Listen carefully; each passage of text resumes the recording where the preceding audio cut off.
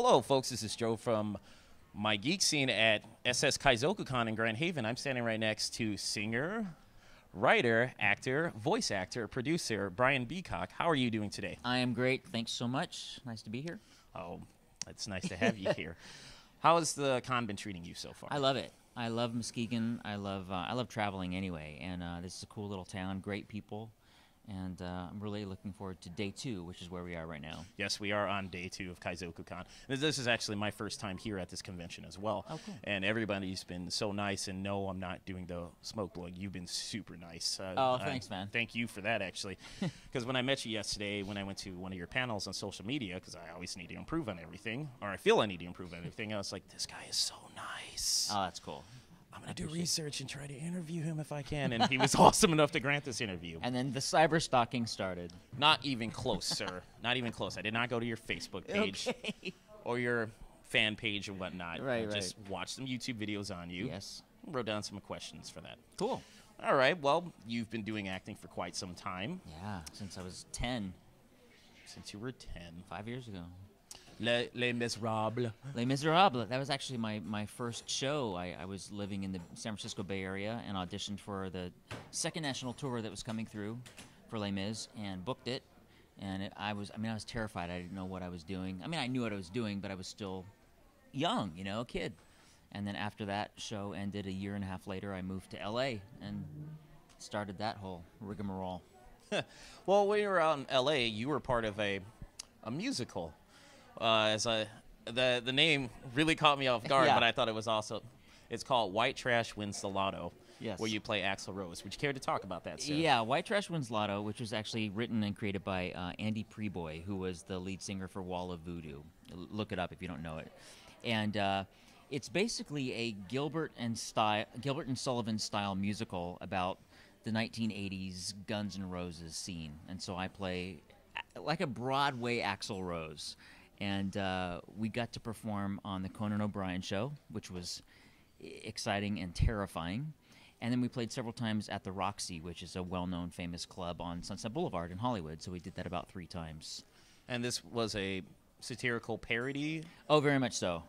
Yeah, I was wearing all forms of leather and 80s accoutrement, singing ballads about, my name being Axl and just really weird stuff. So you didn't hit the you have a very clean, beautiful singing voice from the clip that I saw on the Conan O'Brien show. You weren't hitting the... I was not shredding like Axl. You weren't hitting the typical Axl Rose. Were you doing the... We did a little bit of that. Satirically and parody-like. And it was funny because there's a lot of bad words in it, let me just say. It was not the cleanest show, but it was done to be funny. And it was my mom and dad's favorite show, even more than Les Mis. They saw it 3 times. It was just weird for me. If I would have known about that, and I was in L.A. at the time, I would have tried to go on that. But, these are words that I couldn't say at home, and my dad was sitting there 3 times watching it. So, who knows? I was thinking, it's like, oh, it's a parody thing of glam metal back in the day. Yep. Would it almost be like Steel Panther? I would say so. Are you familiar with Steel Panther? I am, yeah. They are hilarious. It was really Horrible, but wild. hilarious. Yeah, it was a really wild show. And Dave Foley from Kids in the Hall, Ooh. he played my manager in it. Greg Barrett, he's a big comedian now. He wrote She's Just Not That Into You, that book. Patton Oswalt. Patton Oswalt was in the show. It was a really cool bunch of cats, so it was fun. I wish it had gone further, but that's how it goes. Yeah, but if it would have gone further, would you have been doing other things then? This is true. No, it opened the doors for other. It's bizarre weird how things. life is a journey. That's right. You've had various acting gigs throughout Hollywood, but then, after a while, you landed your first voiceover acting gig for Digimon. Yes. Would you care to talk about that? I was doing a play where I played 38 different characters. It was a one-man show. And it was crazy. And hour and a half long show on stage all by myself. Cast parties were very boring because it was just me. But the producer and director of Digimon at that time, Mary Elizabeth McGlynn, was a friend of mine from Universal because I sang and danced at Universal and the Beetlejuice show for years. So she had booked that job, and she asked me to come in. She said, I think there's a part that you'd be right for, Takato. So I auditioned for it 3 months later or so, booked the job, and I really didn't know what I was doing because dubbing anime was kind of a new thing for me. Mm-hmm. And I booked the job, and the rest is history. I kept getting work after that, you know, from that job. Still are. Still am, yeah, exactly. From people that I worked with all the way back then. It seems to be a common theme, though, I did notice from your interviews. Like, people that you've became friends with have been helping you out. So it pays off to be nice to folks in a genuine manner. It does, in a genuine way. You got to figure out, you know, who your friends are and who you want to be friends with, and the business is really all about relationships and stuff. So you try to cultivate them and find the good guys because they're out there, and go from there. Well, back to the anime. Yeah. Besides Digimon, what was your first exposure to anime? Not as a voice actor, but just as you. Oh, Speed Racer. I mean, way back to that. And as a kid, I really wasn't fond of it, you know, because it was bizarre to me. And I can see that. I haven't seen Speed Racer as an adult, so I don't know if it was really good or if it wasn't. I have no idea. But it was just kind of bizarre. I didn't know the Japanese anime, so there wasn't much exposure. You know, traditional animation was kind of my world. Any favorites from that? Traditional animation? Yes. Oh gosh, I mean, I watch all the new stuff, the Disney stuff, but you know, Winnie the Pooh. I mean, all the classic stuff, of course, is all the Disney stuff is my favorite. And right now, you know, Phineas and Ferb, anything that's weird and bizarre and funny, Family Guy, you know, Simpsons, Bob's Burgers. I'm really an animation fanatic. Yeah, you did list off a lot of shows that you watched on the interview that I watched. Oh my gosh, I watch every single TV show that's on TV, from reality shows to competition to So You Think You Can Cook Cupcakes, whatever, everything. I watch every single TV show, which is why I get no sleep. All right. Well, once again, you do voice acting. You're the lead villain in Danganronpa. Yeah, Danganronpa. Forgive me, folks. You're Monokuma. Yeah. What was your thoughts when you read about that character as an evil, almost bipolar, schizophrenic? Well, not schizophrenic, but dual personality bipolar, panda. sadomasochistic panda who does horrible things to these children locked in a school. I auditioned for the part. I got a very, very small breakdown for what it was, and kind of a voice match for the Japanese voice, which was very, very high pitched. Yes. So I went in and I auditioned, and I can't remember the length of time from when I auditioned to when I booked it, but I got the job. And it was for a single video game, so we probably recorded maybe 1 or 2 days, very quick. And I thought, well, that's great, because this voice is too high. I don't want to do this very often. Then the second game came. Then the third game came. Finally, it has now moved on to a TV show that is filmed out in Texas, and I'm no longer doing the part, unfortunately. But I get to rest my voice, so. But he's insane. Silver lining. A silver lining. Monokuma is crazy, though. It's crazy, and I'm glad at least I got to do the game part. All right. Well, when I was watching your interview, you said you like to do evil voices. What is it about evil voices that appeal to you? Well, my voice in general is kind of like it's a tenor, it's baritone tenor, kind of like thin and high-pitched, and it's just easy to kind of like pinch it and go to that place. And the evil characters are, I think, really well written, funny, sarcastic, very heightened, and so I like that. And especially after doing Takato for so long, who's a really cool, nice kid, it was nice to kind of get an edgy character, you know, and be mean for a while. Okay. Well, we're gonna leave the voice acting now. All right, bye. You've been voice acting. Well, you've been known to produce and star in a few of your shows. Yeah. Carolyn McCracken.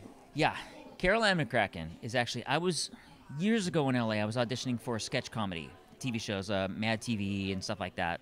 I had done a TV show called The Rerun Show, where we reenacted shows like Facts of Life and The Partridge Family and Bewitched. And you put a horrible twist on it. And we put a horrible twist on it. We used the actual script, but we did weird intentions behind it. So that was on. We came on right after Seinfeld, so that's how long ago it was. And producers of Mad TV. So I was doing a lot of stand-up kind of stuff, and I created this character called Carol Ann McCracken. It's a guy who does a DIY television show like Martha Stewart, dressed as a woman, and everything goes wrong. So it's kind of like Tootsie meets Home Improvement in the style of 30 Rock. And we then created the character, turned it into a web series, and we've played all over the world. We've been in Australia and France and London, won a bunch of awards. We're pitching it to TV right now. We're going to do a live show, a musical version of it. Yeah, crazy. But she's a really funny character. She's also very mean, always has little bottles of alcohol in her purse, I'm sure. She's just very sardonic and sly, and I love her. Little flask for a nip of the good stuff. Yeah, you know, just to keep her on edge. But it's a really funny show. The producers in her world, the producers of her show, don't tell her that disasters are going to happen because they want to see how she'll react to it live on TV. So things explode and walls fall down and things burn, and she has to like keep her cool as things are heating up. So okay, yeah. And your latest show that you're working on? Yeah, Acting Dead. A zombie comedy, a zomcom, or a zomedy. Zomedy, I like a zomedy. This is basically about actors in L.A. whose lives are so terrible, their careers are so bad, that they can't even get cast as an extra in something like Walking Dead or Warm Bodies. So they go to this company called Flatline Inc. that actually kills actors and turns them into bona fide, brain-eating, now castable zombies. And my character, Tate, he's so down on his luck and he can't get a job, so he's like, what the heck, I'm going to kill myself. And all for an acting gig. All for an acting job, his career, you know. And as a method actor. Right. And he becomes a zombie, and turns out things still don't go very well. He's just not that great an actor, living or not. And it's an eight-episode season 1. Bunch of soap stars, TV stars. We got Coco Brown from Tyler Perry movies, Chris Gallia from Disney's Jessie, Debbie Gibson, the singer. It's really great. I'm really proud of this show. Awesome. Yeah. Where can people find out about that show? We're online right now at actingdead.com, and of course we're on Facebook at Acting Dead and Twitter at Acting Dead. Well, speaking of social media, yes. If people were interested in finding out more about you online, yeah. Where could they reach you or learn more about you besides Google and Wikipedia? Right. Well, I got my Facebook page, Brian Beacock, but Twitter is the best place, so it's at Brian Beacock. You can also go to at McCracken Live, at Acting Dead. I have a web page, brianbeacock.com, which I need to update as I'm thinking about it while we're standing here. But I'm very active in social media, so please, Yes, he is. Say hello, and I will retweet or friend or whatever you need to do. Okay. And for your fans out there, what would you like to say? I just appreciate anyone who follows or watches or retweets or says hello. It's all about social interaction and supporting each other. And if you weren't interested in what people like me do, I wouldn't be here. So I appreciate you, and let me know what you do, and I will follow you and support you as well. All right. Well, Brian, I'd like to say thank you for granting this interview. Cool. It's actually been fun. I know it's a little bit on the short side compared to my other interviews, but you're obviously a busy dude today, and I didn't want to keep you for too long. Right, I got breakfast to go to. No, I'm kidding. I got to eat sustenance. But, Brian, once again, thank you so much. Awesome. Thanks, man. I appreciate it. No problem. Folks, this is Joe from MIGeekScene at SS Kaizoku Con. Take it easy. Bye.